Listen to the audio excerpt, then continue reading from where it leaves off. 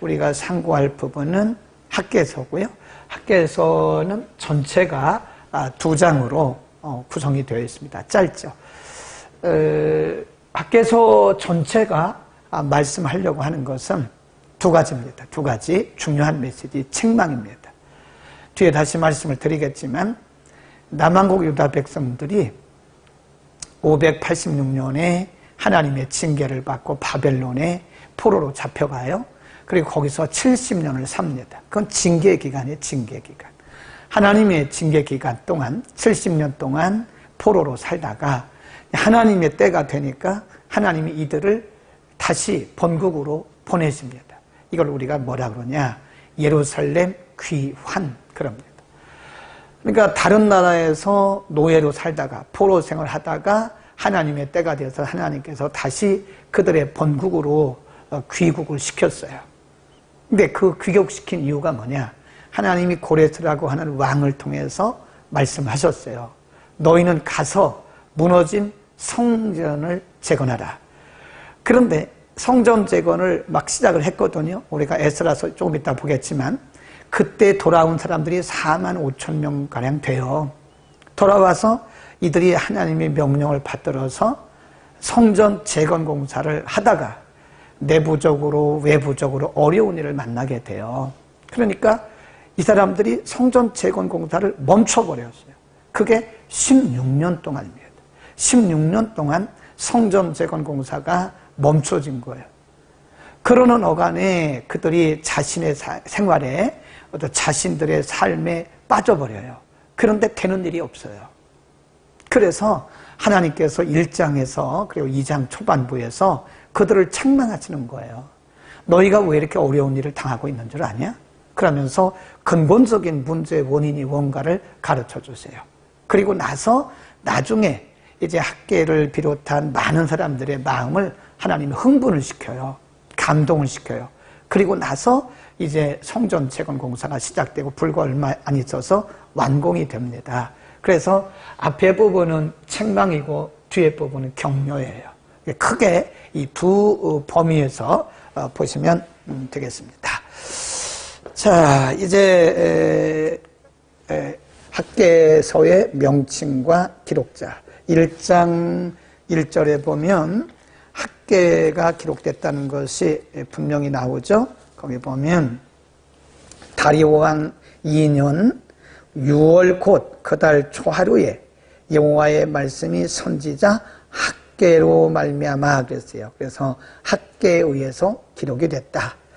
이 책을 기록한 학개는 스가랴, 말라기 선지자와 함께 바벨론 포로기 이후에 활동했던 선지자 중에 하나다. 그래서 구약시대의 마지막 선지자 그룹에 속한 사람입니다. 그래서 스가랴, 스룹바벨과 함께 예루살렘으로부터 귀환해서 바벨론으로부터 예루살렘에 귀환해서 활동했다. 역사적 배경, 아까 제가 대충 말씀을 드렸죠.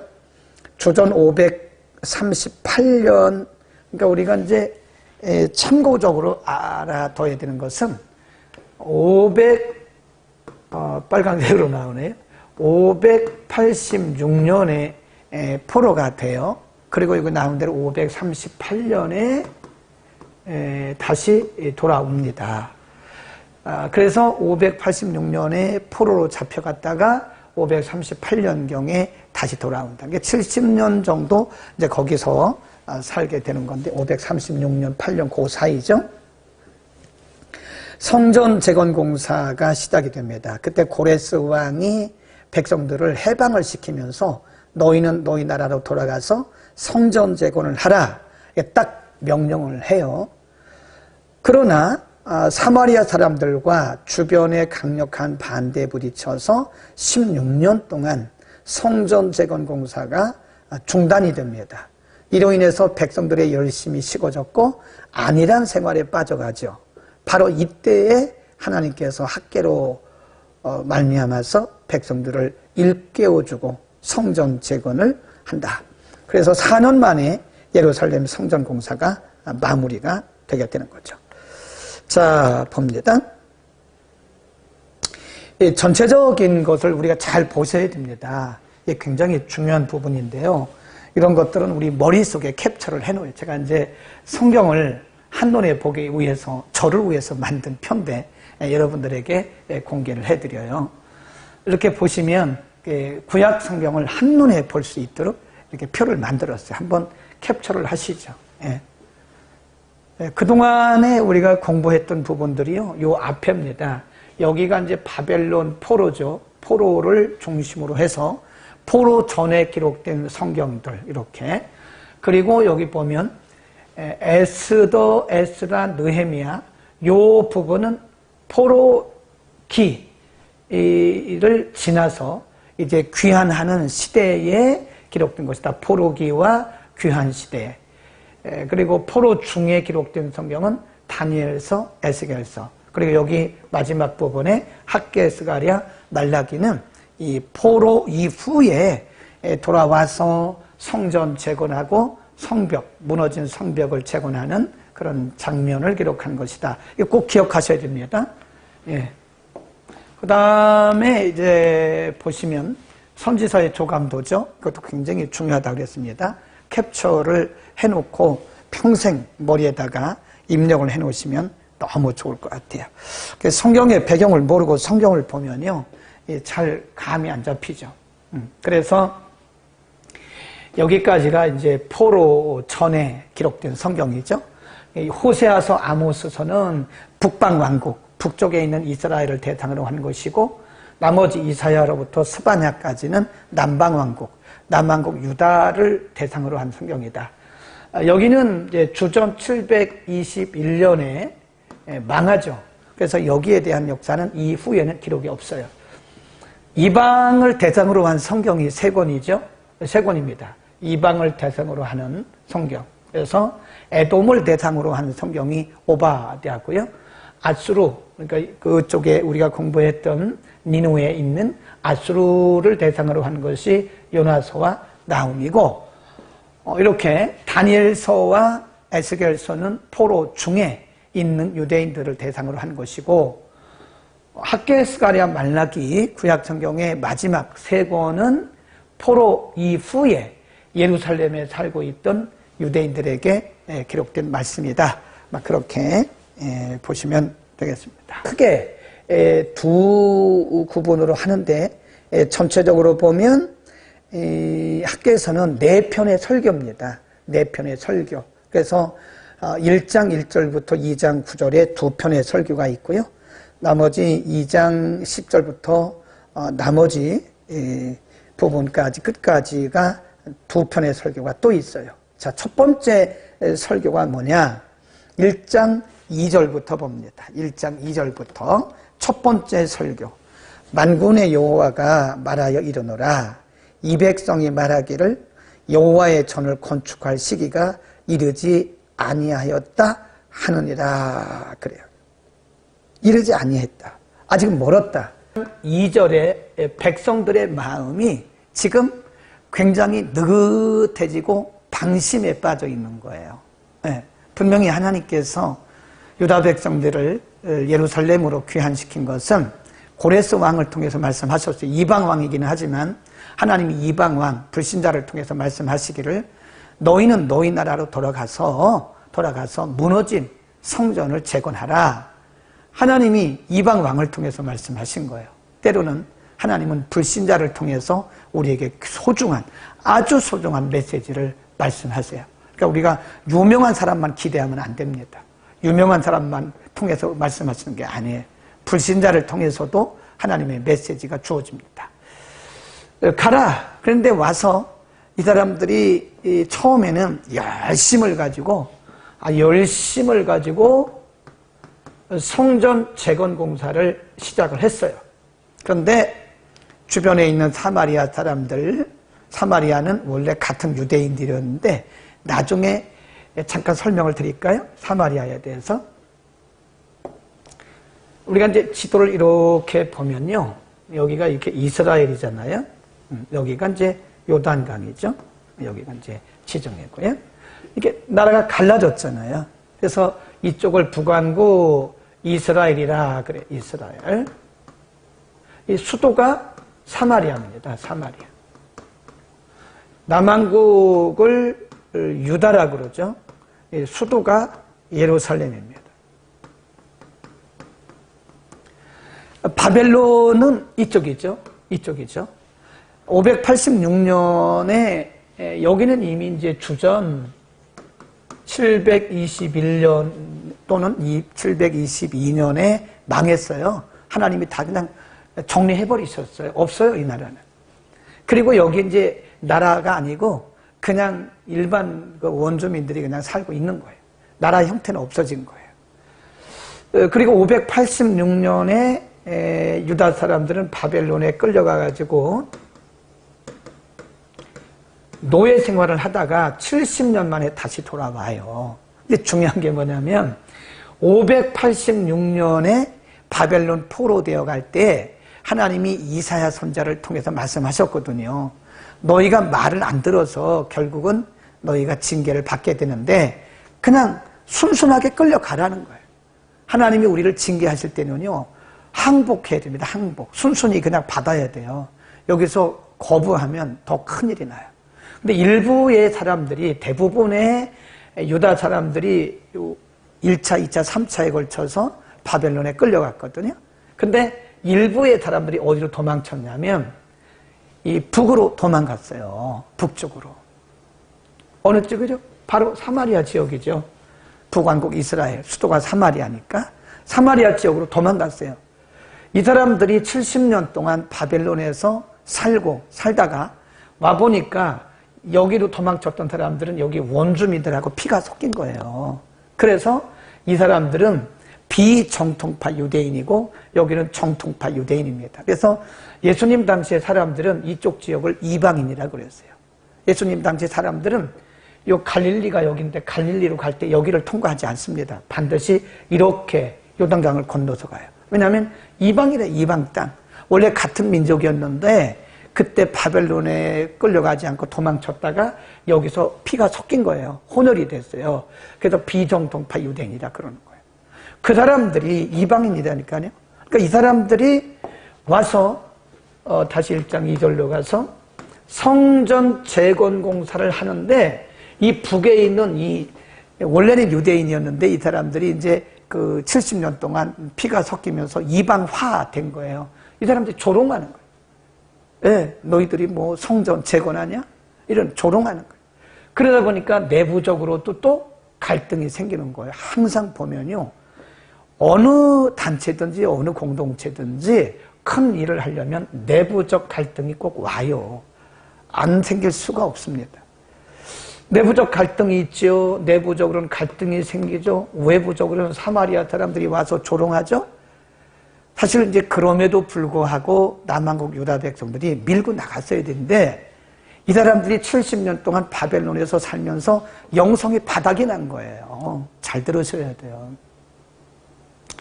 우리가 영성이 살아있을 때는 성령이 충만하고 말씀이 충만할 때는 이런저런 문제가 와도 이겨나가요. 그런데 영성이 바닥이 나잖아요. 우리가 은혜가 떨어지잖아요. 그럼 못 이깁니다. 못 이겨요.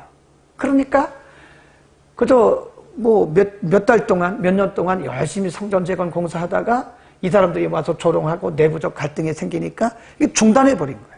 그거를 16년 동안이나 중단했다는 거예요. 16년 동안.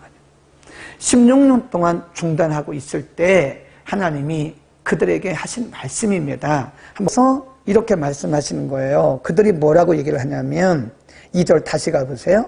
이 백성이 말하기를 여호와의 전을 건축할 시기가 이르지 아니했다. 이걸 이제 우리가 뭐라 그러냐면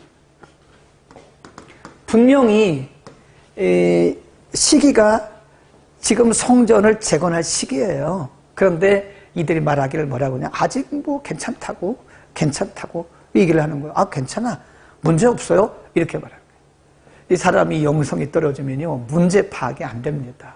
자신의 문제가 뭔지도 모르고요. 공동체의 문제가 뭔지 모릅니다. 그러나 영적으로 깨어나게 되면 그때부터 문제가 보이기 시작해요. 내 문제가 뭔지를 알게 돼요. 이 사람들의 이런 모습, 아직 뭐 성전 재건하면 된다? 성전 재건하지 할 때가 아직 이러지 않았다. 이렇게 말하는 거를 우리가 뭐라 그러냐? 타성이라고 해요. 타성. 이게 굉장히 무서워요. 암보다 더 무서운 겁니다. 암적 존재예요. 우리가 타성에 젖으면요, 아무런 기능이 역할을 못합니다. 이게 매너리즘이라고 그래요. 영어로는 매너리즘에 빠지잖아요. 타성에 젖으면 사람들이 문제 인식이 안 됩니다. 객관적으로 볼 때 분명히 그 사람은 문제가 있거든요. 근데 그 사람은 나 문제 없다고, 나 괜찮아요, 이렇게 말해요. 객관적으로 볼 때 뭐 지금 그 사람은 문제를 만나고 있어요. 영적인 문제, 육체적인 문제, 마음의 문제를 지금 가지고 있어요. 그런데도 영적인 부분이 연약해지고 또 이렇게 무뎌져요. 타성에 젖으면 문제를 파악이 안 됩니다. 문제 파악을 못 합니다. 자기는 문제가 없다고, I'm no problem, 나는 괜찮다, 이렇게 말을 하는 거예요. 이게 문제인 거예요. 이게 문제입니다. 우리가 신앙생활 하면서 이 영적 타성에 젖으면 큰일 납니다. 예. 심각한 문제에 봉착해 있으면서도 그것이 문제인 줄 모르는 그 상태에 이르면 그 문제예요. 근데 우리 몸에 아픔을 느낀다고 하는 것은 참 감사한 일입니다. 우리가 몸의 아픔을 느끼잖아요. 피곤함을 느끼니까 내가 쉬는 거잖아요. 배고픔을 느끼니까 우리가 밥을 먹는 거잖아요. 어디 아픈 거를 느끼니까 병원에를 가고 또 약을 먹는 거잖아요. 그런데 우리가 아픈데도 아픔을 못 느껴요. 그냥 죽는 거예요. 그러다가 죽는 거예요. 아픔을 느낀다는 것은 내가 살았다고 하는 증거고 은혜입니다. 근데 이게 간암이라는 게 그렇거든요. 간암. 우리 몸에 있는 암 중에 간암과 췌장암이 굉장히 위험하다. 물론 암은 다 위험하죠. 근데 이 간암은요, 말기가 가야 그때 조금 느낀다잖아요. 말기. 치료가 불가능한 말기가 가야 그때 조금 통증을 느낀다잖아요. 췌장암도 그렇죠. 췌장암도. 그러니까 우리가 우리의 아픔과 문제를 인식할 수 있다고 하는 것은 우리가 지금 깨어 있다고 하는 증거이기 때문에 감사한 거예요. 예. 타성에 젖으면 큰일 납니다. 예. 이게 영적인 감각이 없어지면요, 타성에 젖고, 타성에 젖기 때문에 영적 감각이 없어지는 거예요. 큰일 납니다. 우리가 객관적으로 볼 때 저 사람은 분명히 기도해야 할 사람이에요. 기도 안 해요. 난 괜찮다고, 너무 아무런 문제 없다고. 이게 문제예요. 객관적으로 볼 때 저 사람은 기도해야 할 사람이거든요. 저 가정도 기도해야 할 가정이거든요. 근데 기도하지 않아요. 예배도 나오지도 않아요. 심각하게 여기지를 않아요. 그러다가 마지막에 그냥 퍽 주저앉는 거예요.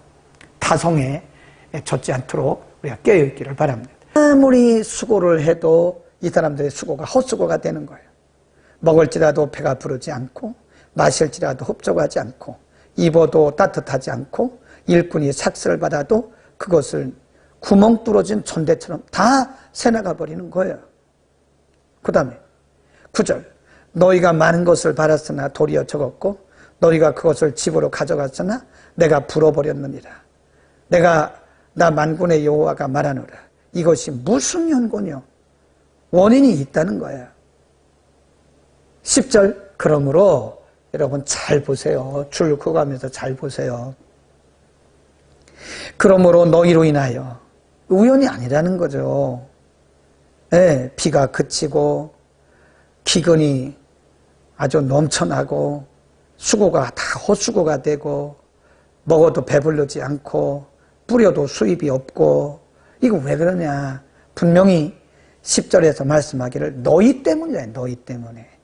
너희로 인해서 하늘은 이슬을 그쳤고 땅은 산물을 그쳤고. 11절, 내가 한재를 불러 이 땅에 산에 곡물에 새 포도주에 기름에 땅의 모든 소산에 사람에게 육축에게 손으로 수고하는 모든 일에 임하겠다. 누구 때문에? 너희 때문에. 너희 때문에. 너희가 누군데요? 성전 재건하라고 보냈더니, 응? 성전 재건하라고, 가서 성전 재건하라고 보냈더니 그 조금 어려움이 있다고, 외부적인 조롱과 내부적인 갈등이 있다고 그 소중한 일을 손 놔버린 거예요. 하나님이 지적하시는 거예요. 그것 때문에 그런 거예요. 그것 때문에. 너희가 해야 할 일을 하지 않은 거야. 그걸 해야 할 일을 우리가 뭐라 그래요? 사명이라고 합니다. 사명. 사명으로 부르시는 것을 우리가 소명 그럽니다. 콜링. 너희가 해야 할 일이 있는데 해야 할 일은 안 하고 손 놓고 있는 거 아니냐. 그래서 너희 때문에 지금 하늘이 닫힌 거고 너희 때문에 모든 수고가 헛된 거다. 그러니까 여러분 어떤 문제가 생기면요 원인을 다른 사람에게 돌리지 마세요. 원인이 없는 결과가 없습니다. 어떤 일이 벌어졌을 때는 분명히 원인이 있어요. 근데 그 원인을 내게서 찾으려고 해야지 원인을 자꾸 다른 데서 찾으려고 하면 안 됩니다. 내게 원인이 있다는 거예요. 내게. 아멘. 분명히 말씀해서 10절에서 너희 때문에 너희로 인해서 이렇게 된 거다. 그래서 원인은 대부분 내게 있다는 사실을 알아야 돼. 우리에게 있다는 거예요. 자꾸 다른 사람에게 손가락질 하지 마세요.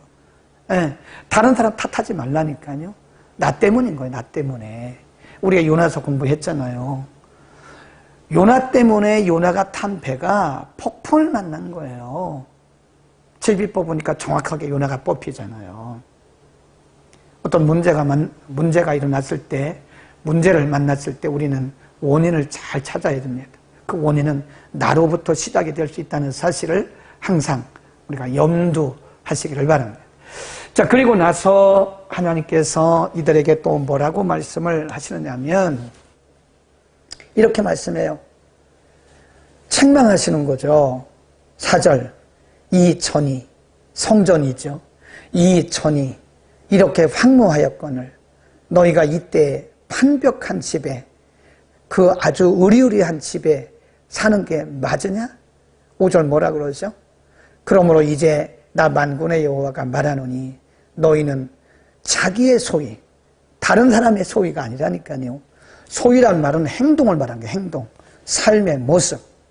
다른 사람의 행동을 가지고 왈가왈부하지 말고 너 자신의 행동을 한번 살펴봐라. 그 얘기입니다. 또 말씀해요. 같은 말씀을 또 합니다. 7절. 나 만군의 여호와가 말하노니 너희는 자기의 소위를 살펴봐라. 자기의 소위를 살펴봐라. 신을 점검해라. 이게 점검. 아멘. 어떤 문제를 만나게 되면 사람들이 항상 객관화하지를 않더라고요. 이게 굉장히 중요합니다, 여러분. 이 객관화한다는 것은 매우 중요해요. 객관화. 자기를 객관화해야 돼. 이게 심리 상담 심리 용어입니다, 이게. 자기를 객관화하고 봐야 돼요. 여러분의 자녀가 문제가 있을 때 자기 자녀의 어떤 문제가 있으면 인정을 안 하려고 그러거든요. 다른 사람들에 대한 문제를 인정하는데 내 자녀의 문제를 인정 안 하려고. 근데 객관화하고 문제가 있는 걸 인정을 해야 돼요. 그래야 문제가 해결되기 시작하는 거지. 다른 사람들의 자녀는 문제가 있는데 내 자녀는 아닐 거야 라고 계속 부정하면 문제 해결 안 됩니다. 이 객관화라는 게 굉장히 중요해요. 그러니까 우리 자신도 객관화해야 돼요. 네. 객관적으로 봐야 되는 거예요. 내 문제가 있구나. 내 행동에 문제가 있구나. 내 삶에 문제가 있구나. 라고 자기를 객관화하지 않으면 우리는 계속 헛다리 짚는 거예요. 계속 시간만 가는 거예요. 꼭 우리를 객관화할 수 있기를 바랍니다. 또 보세요.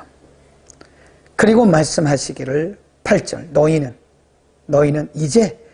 산에 올라가서 나무를 가져다가 전을 건축하라.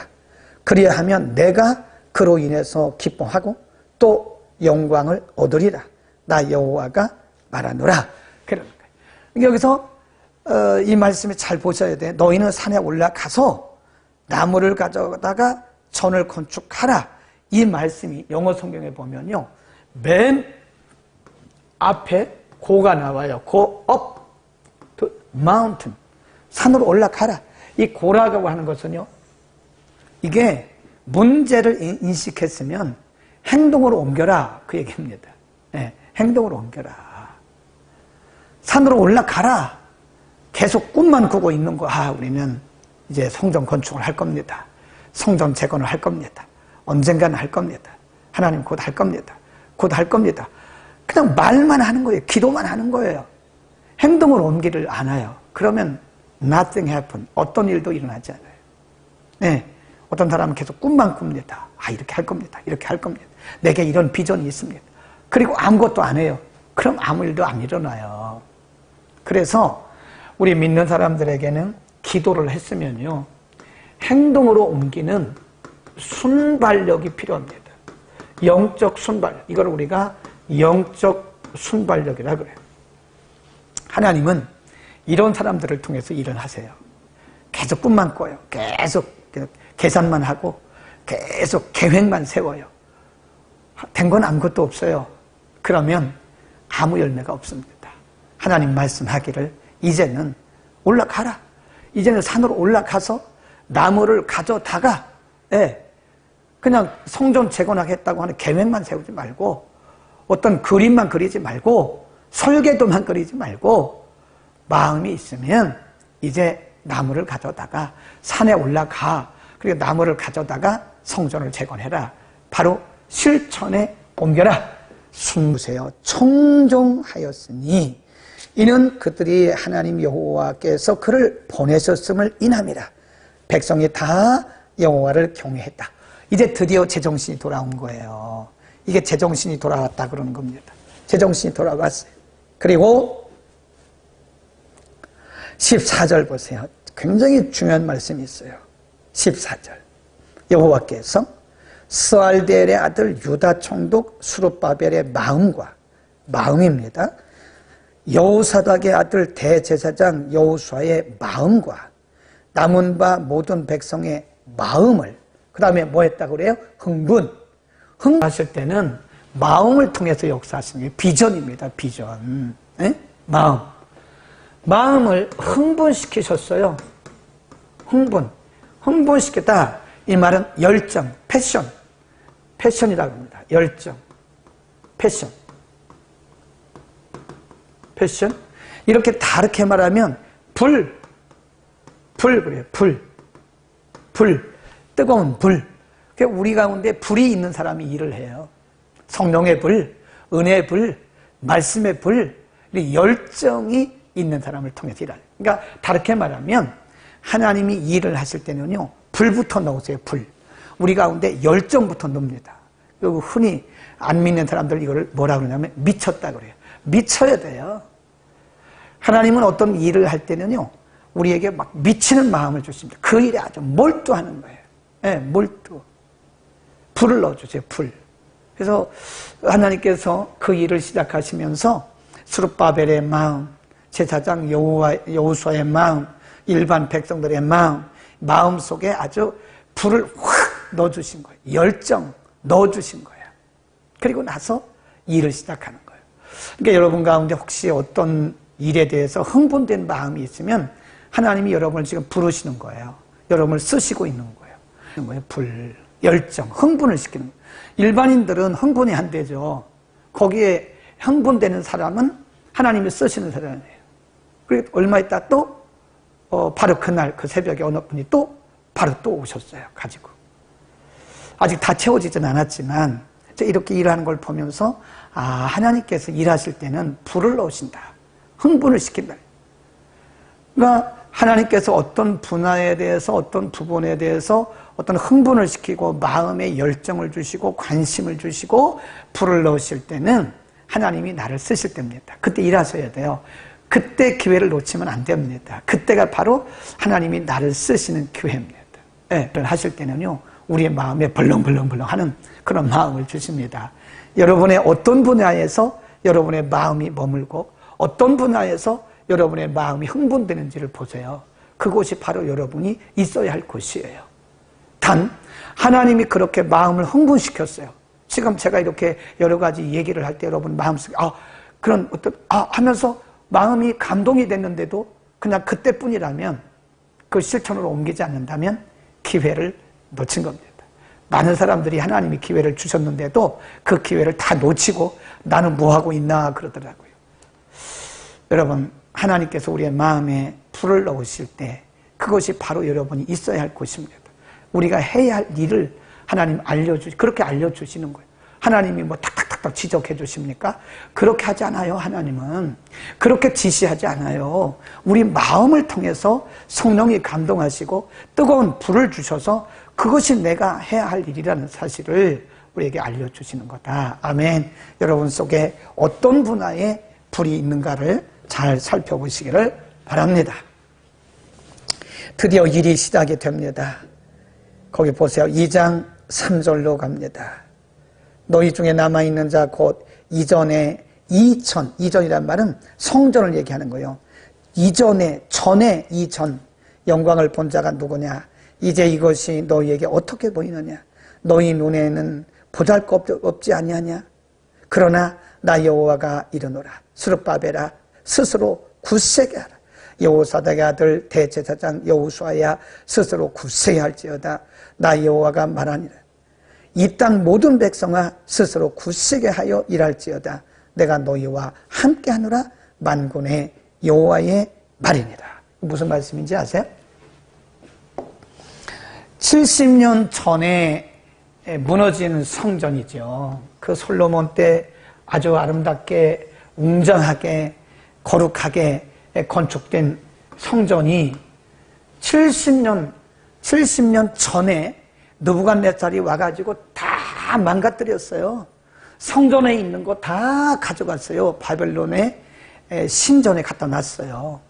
그리고 70년 바벨론 생활 끝나고 다시 돌아와 보니까 성전이 흔적도 없을 거예요. 흔적은 있겠지만 엉망이죠. 70년 만에 왔는데. 그리고 와가지고 그냥 이쪽 조금 하다가 이제 조롱받고 지금 방치된 상태로 16년을 지났잖아요. 70년 플러스 16년을 86년 된 곳에 다시 재건을 하는 거예요, 지금. 그러니 보잘것없죠. 그러니까 아마 일을 하면서도 이 유다 백성들이 이런 생각을 했어요. 이 보잘것없는 성전 우리가 재건해서 뭐하냐. 그러니까 하나님이 그러시는 거예요. 너희가 지금 보기에 옛날 성전에 비하면 얼마나 보잘것없냐. 그러나 스룹바벨아 여호수아야 그리고 거기 있는 백성들에게 말씀하기를 마음을 굳세게 하라. 내가 보는 것과 하나님 보시는 것과 사람 보는 것 다르다는 거예요. 보이는 것 때문에 너희가 낙심하지 말고 마음을 견고히 하고 이 공사를 진행하라. 아멘. 그러니까 하나님이 보시는 것과 사람이 보는 게 달라요. 사람이 볼 때는 보잘것없이 보일 수도 있어요. 아주 보잘것없이 보일 수도 있어요. 그러나 하나님 보실 때는 크게 보십니다. 뭐라고 또 말씀을 하셨냐면 이전의 영광이 이전보다 훨씬 더 나을 거다. 하나님이 9절 보세요. 용기를 주십니다. 9절 우리 다 같이 크게 읽어봅시다. 이전의 나중 영광이 이전 영광보다 크리라. 만군의 여호와의 말이니라. 내가 이곳에 평강을 주리라. 만군의 여호와의 말이니라. 여러분 그러니까요 하나님의 일은 보이는 대로 평가하면 안 됩니다. 여러분 우리가 언뜻 보기에 교회가 뭐 대형 교회에 비하면 우리 같은 교회는 정말 보잘것없이 보이죠. 그것도 뭐 이렇게 각지고 뭐 의자도 여기 뜨면 저기 뜨면 또 색깔도 다 다르고 뭐 인간적으로 바라볼 때는 우리 교회가 언뜻 보기에는 참 보잘것없이 보일 수 있어요. 그런데 하나님 말씀하시기를 나의 영광이 이곳에 있다. 예루살렘에 그 허접하게 보이고 보잘것없이 보이는 새롭게 재건된 그 성전이 사람들 보기에는 보잘것없고 허접하게 보이지만 나의 영광이 그게 바로 쉐켄 아닙니까? 나의 영광이 이곳에 있다. 이곳에 있다. 여러분 그러니까요 겉보고 여러분 판단하지 마세요. 저 시골에 있는 작은 교회라고 함부로 하지 마세요. 네, 농어촌에 있는 작은 교회라고 함부로 하지 마세요. 교인 몇 명 안 모였다고 해서 함부로 하지 마세요. 그 자체가 성전 자체가 하나님의 임재요 하나님의 영광이 임하는 곳이라는 겁니다. 그래서 여러분 이 교회를 크기로 말하면 안 돼요. 교회를 없인 여기는 사람은요 하나님의 영광을 짓밟는 사람입니다. 그 믿는 사람 아니죠. 하나님의 교회를 업신여기면 안 됩니다. 보이는 걸 가지고 판단하면 절대 안 됩니다. 아름답게 보이고 훌륭하게 보이고 웅장하게 보이니까 아름답다 이렇게 말하고, 또 작은 교회니까 그 교회를 업신여기고, 그러면 불신자하고 똑같은 거예요. 교회는 어디든지 크거나 작거나 거기에 하나님의 영광, 하나님의 임재, 쉐키나가 머무는 곳이다. 아멘. 예수님 뭐라고 그랬어요? 두세 사람이 모인 곳에 내가 그곳에 함께 하신다고 그러잖아요. 우리 자체가 성전입니다. 그래서 아멘. 우리는 겉만 보고 판단하지 않기를 바랍니다. 9절 잘 보세요. 이전의 나중 영광이 이전 영광보다 크리라. 만군의 여호와의 말이니라. 그래서 이제 학계를 비롯해서 유다 백성들이 성전 재건을 다 합니다. 몇 년 만에 끝났어요? 4년 만에 끝났어요. 4년 만에. 그러니까 하나님이 하신 거예요. 하나님. 사람들이 볼 때는 언제 이 보잘것없는 성전을 우리가 재건하냐. 에?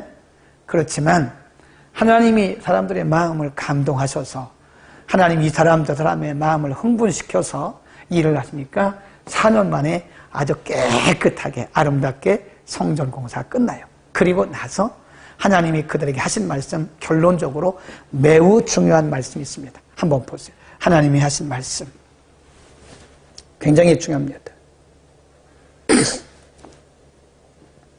19절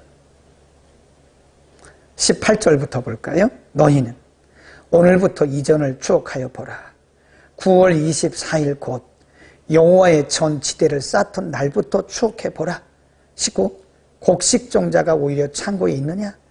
포도나무, 무화과나무, 석류나무, 감람나무의 열매가 맺지 못하였느니라. 그러나 얼마나 중요합니까? 그러나 언제부터? 오늘부터는 내가 너희에게 뭘 주시리라? 복을 주리라. 아멘. 여기다 줄거놓으세요. 너무 멋있는 말씀이에요. 네. 오늘부터는 내가 너희에게 복을 주리라. 그러니까 16년 동안 하나님의 축복이 중단된 거예요. 사실은 16년 동안 그들이 성전 재건 공사를 중단할 때부터 공사가 중단될 때부터 뭐가 중단됐어요? 하나님의 복이 중단된 거예요. 잘 생각하세요. 우리가 하나님의 일을 놓는 날부터 은혜가 중단되는 거예요. 잘 보세요. 저는 이제부터 편하게 살겠습니다. 나는 부담 없이 살겠습니다. 이 조그만 교회 가니까 할 일도 많고 내가 할 일도 많고 나는 이제부터 모든 걸 다 내려놓겠습니다. 그날부터 축복이 중단된다고 알아야 돼요. 그날부터. 반드시 기억하세요. 하나님의 일에 부담감이 돼서 하나님의 일을 내려놓는 날부터 사실은 하나님의 복이 중단된 거 보세요. 네. 그 중단된 날부터예요. 중단된 날부터 계속 하나님의 복이 중단됐다가 이들이 이제 깨닫고 나서 일을 시작하잖아요. 그러니까 하나님 뭐라 그래요? 이제부터 내가 너희에게 복을 주시라. 그러니까 하나님의 복이 이제부터예요. 뭐한 날부터? 시작하는 날부터. 깨닫는 게 은혜예요. 그러니까 깨닫고 돌이키면 그때부터 하나님의 복이 시작이 되는 거예요. 깨닫지 못하면 계속 하나님의 복이 임했지만 우리하고는 상관없는 겁니다. 정말 중요한 말씀. 깨닫기를 바랍니다. 하나님의 일을 놓으면, 사명을 놓으면 육신적으로는 편하지만 우리가 영적인 복은요 이제부터 서서히 없어지기 시작해요. 사라지기 시작해요. 그래서 우리가 기쁨으로 주의 사역을 해야 됩니다. 육신적으로 그거 피곤하고 편하고 이게 중요한 게 아니에요. 하나님의 일을 놔버리면, 하나님의 사명을 놔버리면 육신적으로는 편할지 몰라요. 일시적으로. 그러나 영적으로는 우리가 손해를 보고 있고요. 반대로 우리가 육신적으로는 좀 힘들지만 부담이 되지만 그럼에도 불구하고 우리가 사명 감당하면 하나님의 축복의 물줄기가 계속 흐르는 겁니다. 그래서 우리가 사명을 뭐라고 해요? 사명은 생명이고 사명은 축복입니다. 하나님의 축복이 뭐 거저 주어집니까? 아닙니다. 거저 주어지지 않아요. 사명은 생명이고 생명은 축복이다. 사명은 생명이고 사명은 축복이다. 시작. 사명은 생명이고 사명은 축복이다. 하셨어요? 안 하는 분도 계시는데 두 분 안 하셨는데 다시 합시다. 사명은 시작. 사명은 생명이고 사명은 축복이다.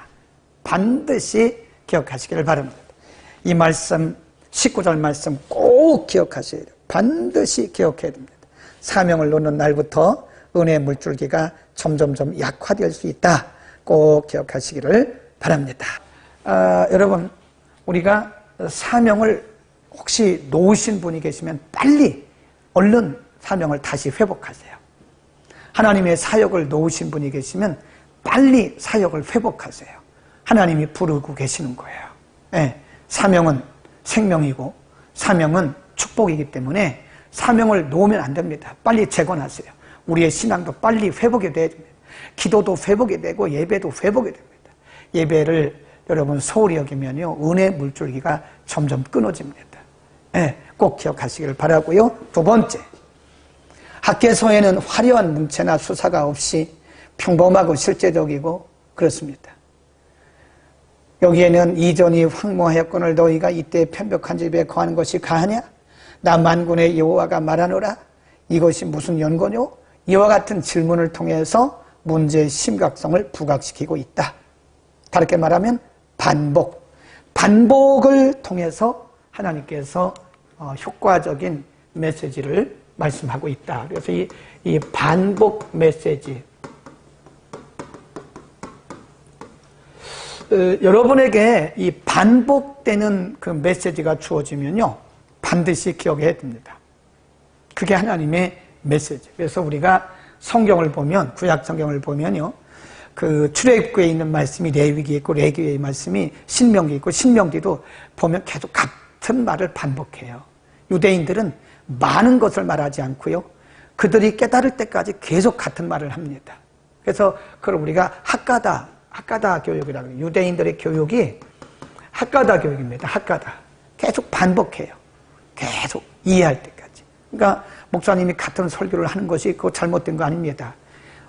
제가 아는 어떤 목사님은요, 무슨 교회입니까? 굉장히 큰 감리교회 담임 목사님인데, 그분은 매년 같은 설교를 토시하고 똑같이 한다잖아요. 오늘날 장로님이 찾아왔대요. 목사님, 다른 설교 해주시면 안 됩니까? 그래서, 장로님, 그래도 그 설교대로 살았어요? 그랬더니 얼굴이 뻘개져서 나가시더래요. 아니, 한 번, 두 번 했는데 설교대로 안 사시는 분이 또 다른 설교를 뭘 기대하십니까? 물론 그 말씀도 이해는 하죠. 그런데 매번 같은 설교를 하는 것이 아니라 매년 첫 주에 같은 설교를 같이 반복하는 거예요. 같이. 네. 그래서 여러분 같은 말씀을 계속 듣는 거 중요한 겁니다. 하나님은 이스라엘을 학가다 교육을 시킨 거예요. 지금도 유대인들은 학가다 교육을 합니다. 많은 것을 나열하는 그런 백화점식 헬라식 교육이 아니고 헤브라이즘, 그래서 같은 말씀을 반복하는 그런 거다. 그래서 학개서를 통해서 하나님께서 유다 백성들을 본국으로 돌려보내신 목적에서 벗어났던 남한국 유다 백성들에게 본래의 사명으로 돌아가라고 하는 하나님의 말씀이었고요. 그들이 하나님의 사명을 놓는 그 순간에 하나님은 그들의 모든 것을 축복의 문을 닫으셨어요. 성전 재건을 하는 일이 힘들다고 그래가지고 16년 동안 성전 재건 공사를 중단했을 때 하나님의 축복의 문이 닫혔어요. 은혜의 물줄기도 끊겼어요.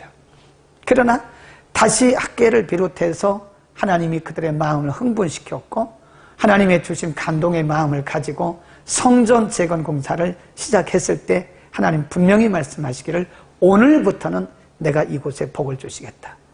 사명을 찾는 날부터 은혜의 물줄기가 다시 흐르기 시작했고 사명을 회복하는 순간부터 하나님의 축복이 다시 흐르기 시작한 겁니다. 그래서 사명은 생명이고 사명은 축복입니다. 오늘 우리 가운데 잃어버린 사명이 있는지 한번 점검해 보시기를 바랍니다. 우리 자신을 객관화하시기를 바랍니다. 내게 문제가 있는가를 객관적으로 바라보세요. 내가 문제가 없다고 생각하는 것은 매우 심각한 질병에, 영적인 질병에 걸려있는 거나 마찬가지예요. 우리를 하나님의 말씀 앞에 객관화시켜놓고 우리를 보세요. 내가 어떤 문제가 있는가를 겸손하게 받아들이고 그 부분을 돌이키세요. 그러면 하나님의 은혜와 축복의 물줄기가 다시 흐르게 될 것입니다.